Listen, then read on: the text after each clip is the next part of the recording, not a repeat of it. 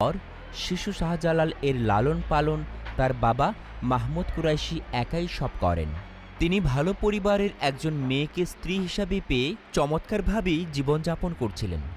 শাহজালাল রহমতুল্লা আলাইহির বাবা তার মাকে এতই ভালোবাসতেন যে তার মৃত্যুর পর তিনি অন্য কোনো নারীকে বিয়ে করেননি। কষ্ট করে ছোট শাহজালালকে নিয়ে দিন পার করতে লাগলেন।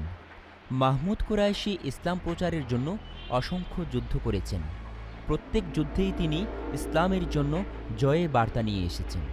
তিনি প্রচুর ধন সম্পদের মালিক হওয়া সত্ত্বেও এসবের প্রতি কখনো আসক্ত হয়ে পড়েননি। ইসলামকে রক্ষা করাই ছিল তার মূল লক্ষ্য। একদিন মাহমুদ কুরাইশি তার পুত্র শাহজালাল রহমতুল্লা আলাইহিকে নিয়ে খেলা করছিলেন। হঠাৎ একজন সিপাহী এসে উপস্থিত হলো। সেখানে এসে বলতে লাগলো, হুজুর, মুসলমানদের সঙ্গে বিধর্মীদের যুদ্ধ শুরু হয়ে